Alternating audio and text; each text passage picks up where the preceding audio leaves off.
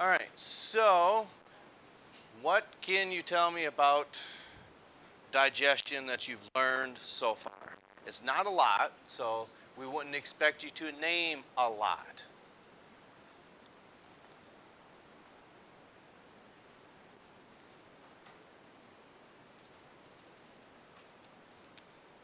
What can you tell me about digestion that you've learned so far, or your digestive system that we've talked about up to this point? Yes, there are two types of digestion. There are two types of movement.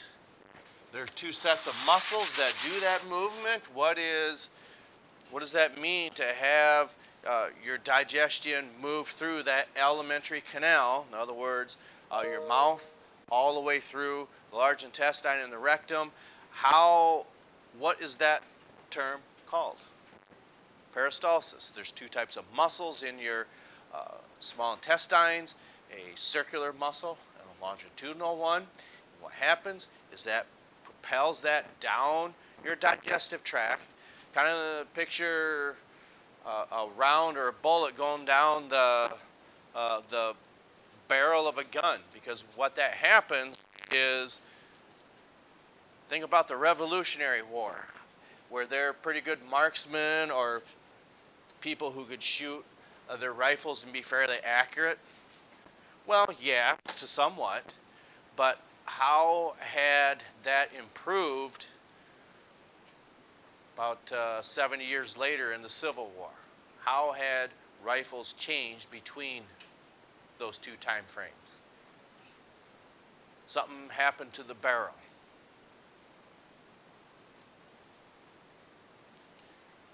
Rather than that muzzle coming out the end of a squirrel gun, I think that's what you would call that in the Revolutionary War, the squirrel gun. That round would come out, it would start tumbling, and it would start going in different directions.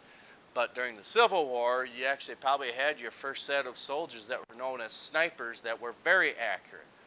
What had changed in that barrel to allow that to come out and that round starts spiraling gyroscopically and it hits its mark?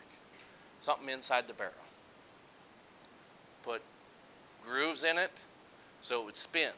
And it's kind of like what happens in your digestive tract. That food spins in a circle. So therefore, those microvilli, those structures that look like fingers, what is their function in your small intestine? There's lots of capillaries in there. What will they do?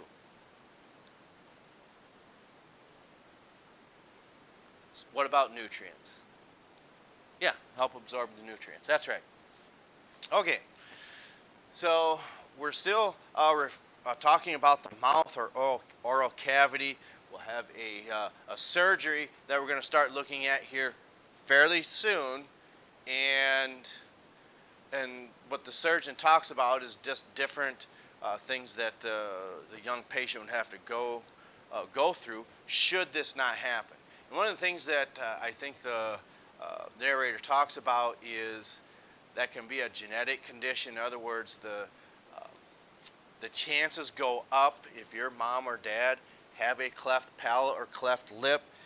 Chances are your chances would go up. And then should you choose to start a family, then there might be an increased risk then as well. But with this palate, if there's a cleft palate, what is it that we said, why should that be, let's say, fixed surgically? I mean, it's the child is not going to die. No, that's not the problem. But just think of every time you're trying to chew something or take a drink of water, if you have a hole on the roof of your mouth, what are those materials going to do? Try to go up into your nasal cavity. And then for everyone who's been in elementary at some point, when you are down, of course, people want to pinch their nose when they're talking, and that alters the pitch of the sound that comes out of your mouth. So that's one of the reasons that this would want to have that corrected surgically. Okay. And then everyone's got a uvula. For anyone who's ever had to possibly have a strep throat test. They're taking that very long Q-tip, and maybe if they're not careful, they're swabbing your tonsils in the back. If they hit the uvula, what perhaps may happen? You gag. Yeah, it's your gag reflex. Yep.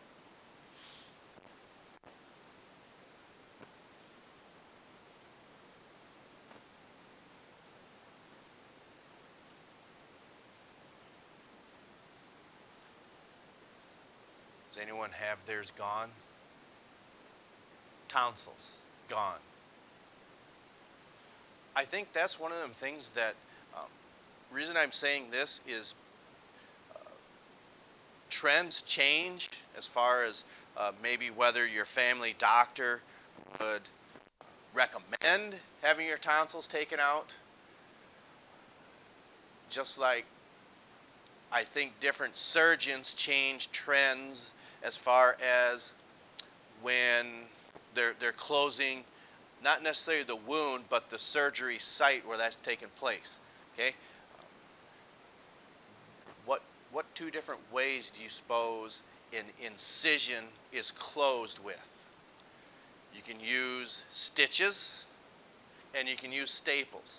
Okay, I believe at some surgeons maybe have the idea that using those staples, they're not making skin-to-skin contact all the way along that incision. They want that to possibly breathe, okay? So air can get to it and help it, let's say, heal faster. So trends may change in surgery. They also may change as far as whether these are still present. I've still got mine, older two brothers. Those are gone. They had theirs removed. And just for some reason, I suppose between our ages, our doctor said, nope, we're going to leave them in as opposed to take them out. That was one of the, you could say, one of those trends that for some reason I still have mine. I can't really think of any other function other than what happens when we say preventing infections. We know, yes, you have an immune system that does that. But the best example I can think of is when you're on that volleyball court or basketball court, you go skidding across the floor, whether it's on you don't wear elbow pads, do you? Or do you? But if you rupture your skin, okay, and it's just human nature to touch that site. When you see that fluid on there, does it look and feel like water? Yes, there's a lot of water in there, but does it feel thicker or thinner than water, do you think? Guess. It's actually thicker. And what that is, it's part of your lymphatic system. Okay? How many of you, I would think it's probably everybody, you've gone to the doctor, you're not feeling well. Now this might have been when you were younger, you're up sitting on the exam table, and he's feeling underneath your jawline. Okay? What might the doctor be trying to feel? And you say, oh God, I got swollen glands. It's not that you have swollen glands. It's just a common way of saying that. Your lymph nodes are swollen, okay? Because what's happening is those kind of act like little tiny filters that are grabbing microscopic organisms, and when that happens, it gets caught in those lymph nodes and they start to swell, and that's why it's sore. That's not the only spot. Sometimes it's the armpits, okay? These lymph nodes are found all over the body. They're filtered out in your spleen. Okay? So what happens is this also helps in preventing infections because it helps with your lymphatic system to grab little tiny organisms so they don't get into your bloodstream. All right. So nobody has these anymore. They're long gone. Okay? We're all looking at these. And one of the things we had said, should you have a tooth knocked out because of any type of athletic activity or just because of where you may work, You lose a tooth now, it's just not going to be replaced.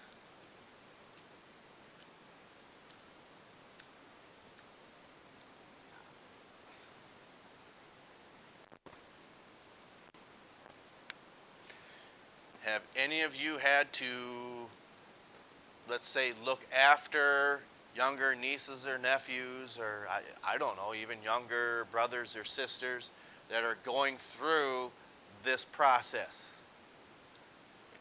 Okay? And the treatment that two of you had said, is it still like frozen gummy pretzels, or just chew on ice, or that you're nodding your head yes? Okay.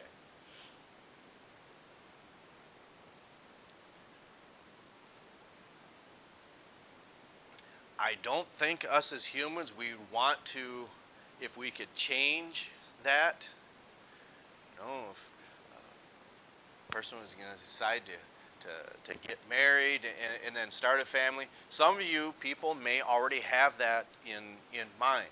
And the reason I kind of say that is, felt really bad for the USD women on that basketball team, the USF women. They had really, really good teams, but something beyond their control eliminates the tournament play. I think a lot, anybody who follows basketball would agree that that team from USD, they might have gone place. They might have had two wins maybe, because the SDSU women had one, and then I think they lost in the second round. And maybe again, these USD women might have made it to the round of 16. It might have been a stretch to make it to the round of 8, but we'll never know. But when they're interviewing the coaches, what they're saying is they had the opportunity that because of this pandemic that hit, they could come back for another year of eligibility.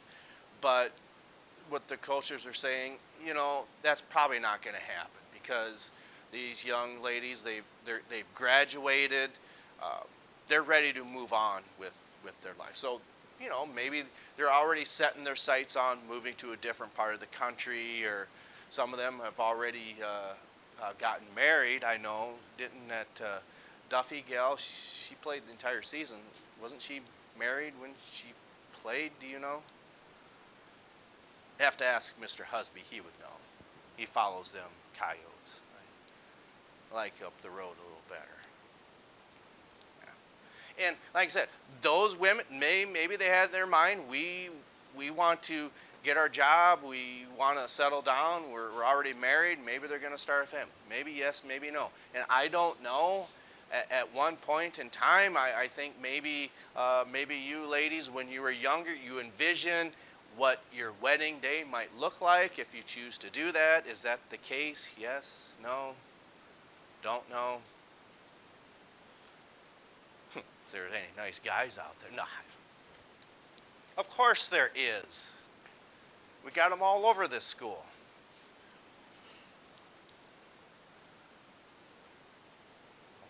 Okay, that's neither here nor there.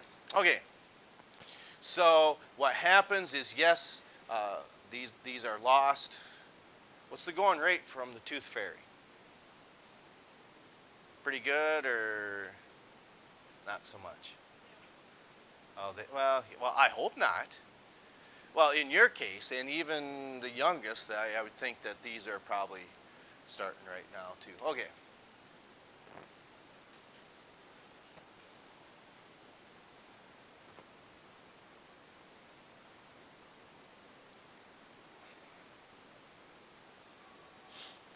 And again, this doesn't pertain to everybody. That third set, okay?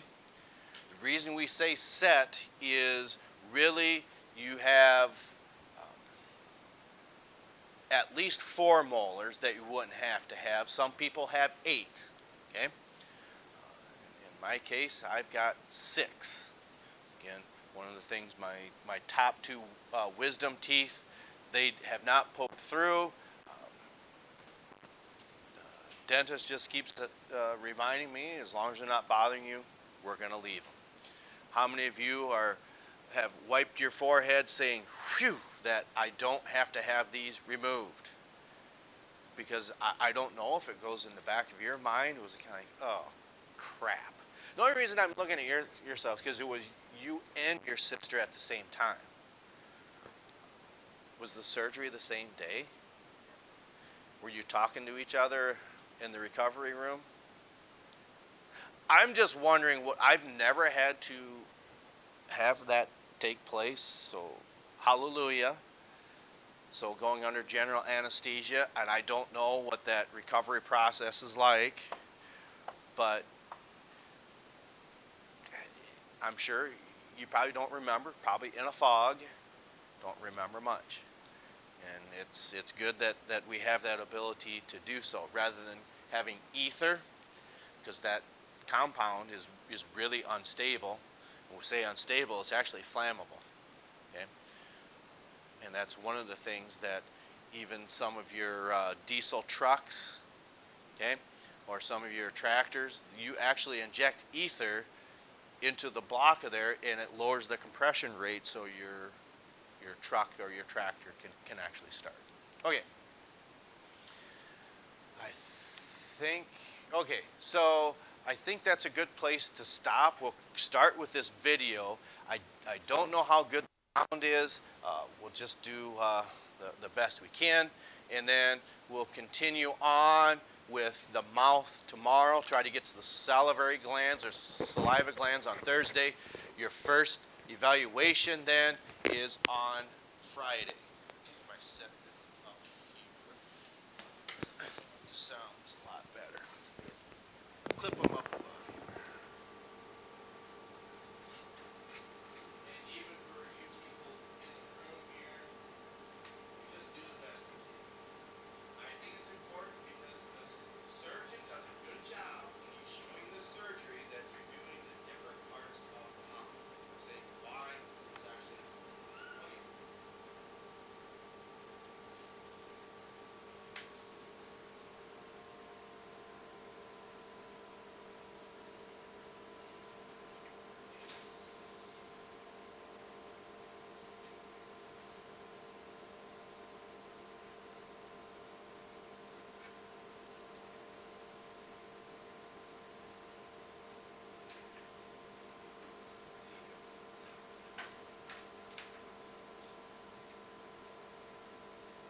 The birth of a child is one of life's most joyful and successful moments.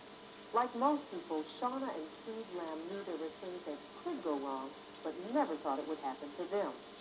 It did. Their son Jackson was born with a cleft lip and palate. This condition is one of the most common birth defects in America. Jackson's first surgery was the repair of his lip at the age of 2 months. Now he's almost a year old and ready for the repair of his palate. A critical operation which will affect his future ability to speak clearly. Let's join the Lambs and Dr. Steve Buckman at the University of Michigan Medical Center next on the operation. He's our first child. He was born October 27th of 94. He has been very alert.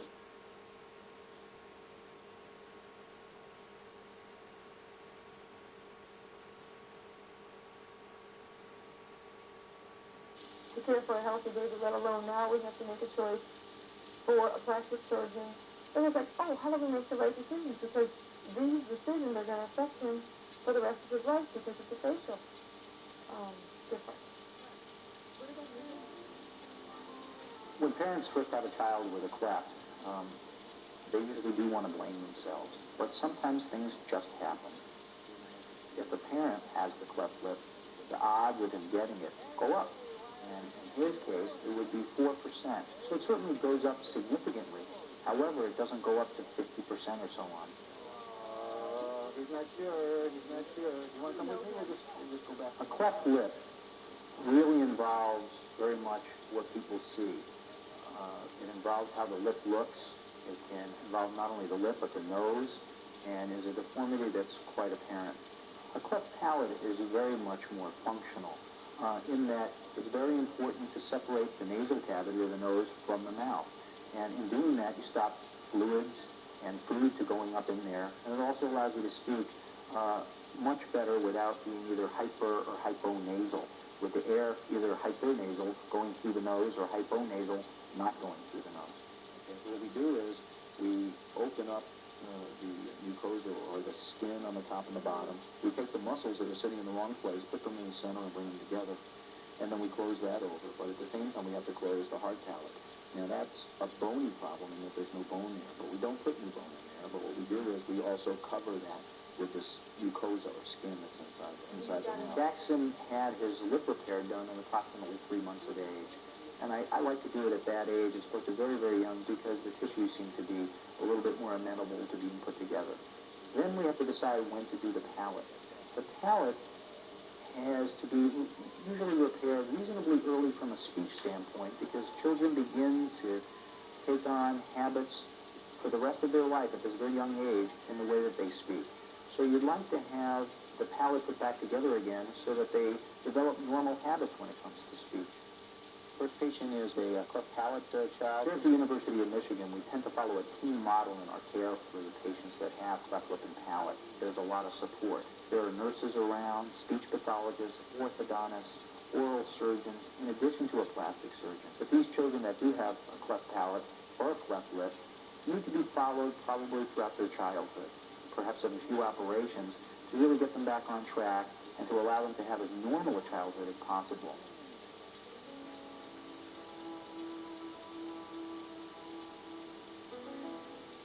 The most difficult thing to do is to give him a visit.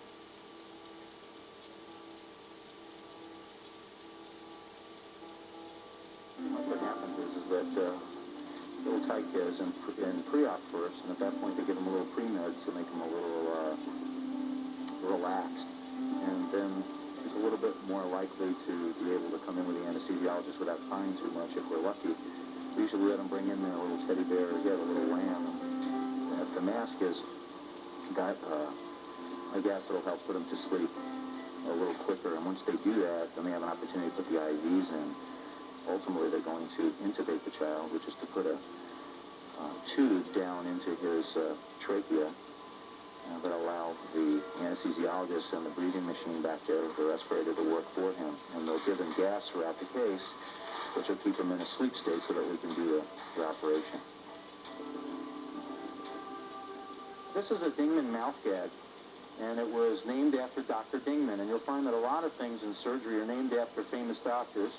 So this Dingman mouth gag is almost a medieval device, and I don't say that in the wrong way, but it's sort of ingenious because the mouth is so small. If you look at little Jackson here, how are you going to get in to repair his palate when the mouth is just so small? Well, the way you do it is by using this mouth gag, and what I'm doing right now is I'm taking this tube and making sure that it's in the center and that the tongue is in the center. And this is the part where you have to work closely with your anesthesiologist, because I want as much exposure, that's a surgical word, exposure, as possible. But every time I get a little bit more exposure here, and pushes the tongue back, and you'll see I do it slowly, the more that the tube certainly could become dislodged.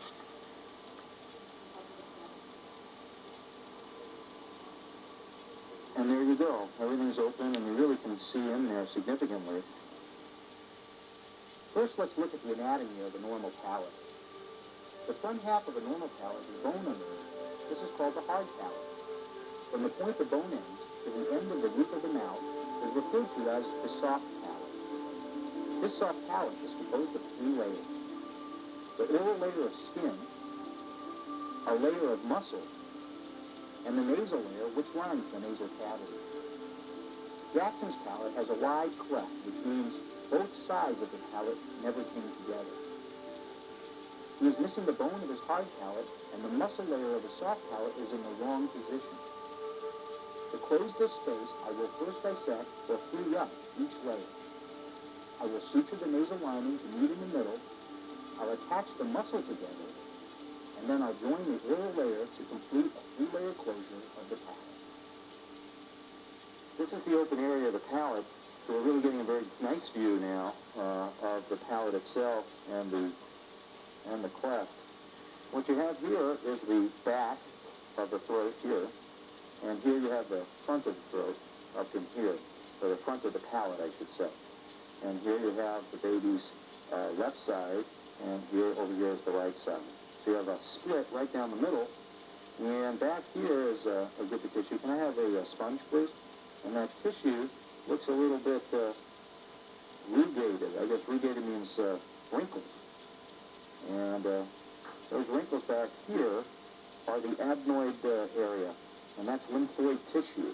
Like you have lymph nodes, this is lymphoid tissue, and it helps to block infection and do things like that. And up in the middle is something that we call the vomer, and that's what is right over here. This is the vomer right here, going right down the middle and back. And that connects ultimately to the septum of the nose up top. This TLC program is sponsored in part by American Standard Heating and...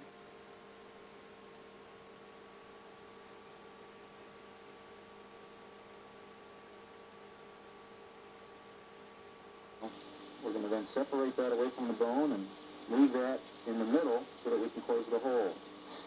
You can see there's a lot more room here. And I'm going to draw the same line in that same groove right around that area.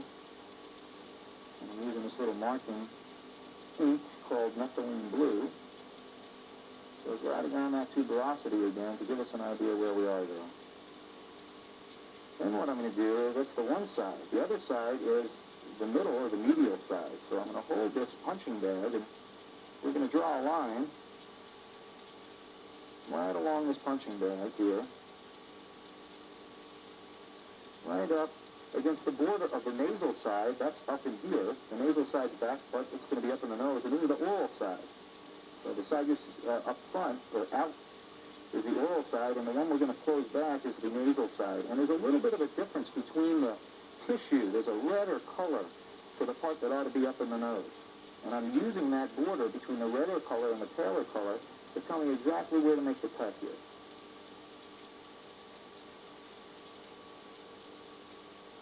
We do that right up along this area here. All the way up north. We're going more towards the front of the patient right now. I'm going to do the same thing on the opposite side. I'm going to hold the punching bag on this side as the uvula. Make that same mark right along this area at the top here. And again, I'm looking for the difference between the colors of the oral side and nasal side, where that border is. And that's what I'm looking for right here. And then we're going to make a little mark down the vomer, because we're going to use that. This is the vomer, to do a vomer flap. And let's take this mucosa and close it to the nasal side to help us close this just like that. We're going to make a relaxing incision on the outside, on both sides. And then we're going to open up the inside here too, lift this away from the bone, and move it to the middle. Then we're going to take the muscles out, which are abnormal in their orientation, right in the soft palate on either side, and move them from coming up abnormally into the hard palate, move them across into each other, which is where they should have been in the first place. We're going to do the same thing on the other side, and then we're going to make this incision up the vomer, and by doing that, we will then allow access to peel away some of this mucosa or the covering tissue from the vomer and use that to make a nasal floor or the nasal side, and I'll connect this to that. Then we'll take the top side, which is the second layer, or the oral layer, and connect it to each other over here. Now, if I want to do this operation and see what I'm doing, then I need to make sure that there's not a lot of blood that's going to be there. So what I do is I use some epinephrine-containing solution, and I just put it right into the palate here, and I start to inject. And when I do, you may notice that the area starts to turn a little white. Well, that's what I want. I want the tissues and the blood supply in the area to spasm enough so as to allow blood supply to allow this to live, but not so much that this bleeding is causing a problem from the standpoint of my visualization of the field. Can I have a knife, please? We're going to now make the incision. And I'm going to make this along the oral side all the way up top here.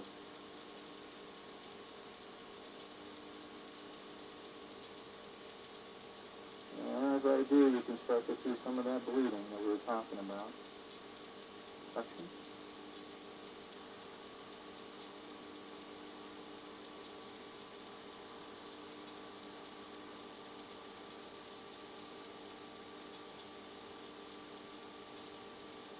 And you can see that as we're opening up, we're going to go right down where the uvula is too, to bring this all the way out and through. And then we're going to continue this cut around the top here, down towards the bone here, being careful not to get into the area of the tooth root.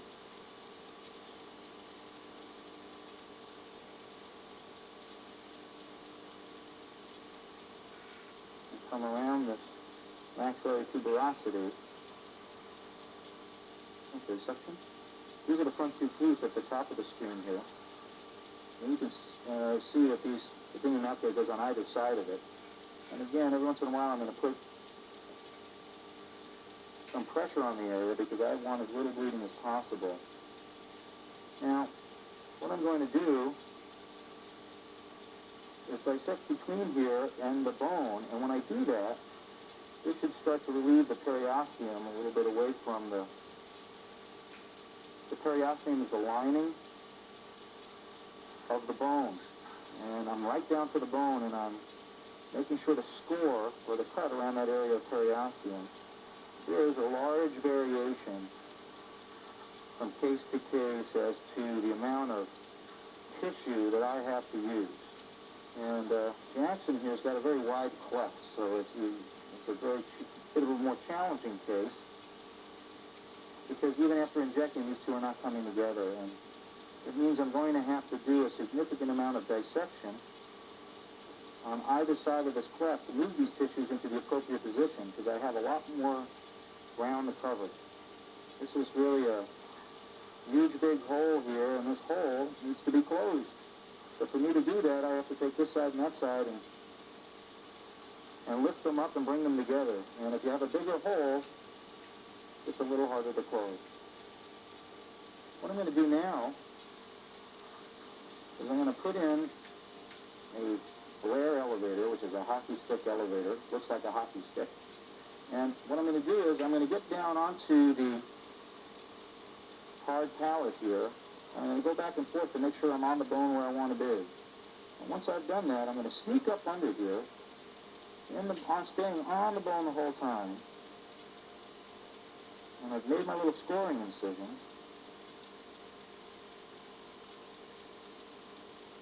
And what that's going to help me to do is lift this palate tissue away from the side, or away from the section back in the bone.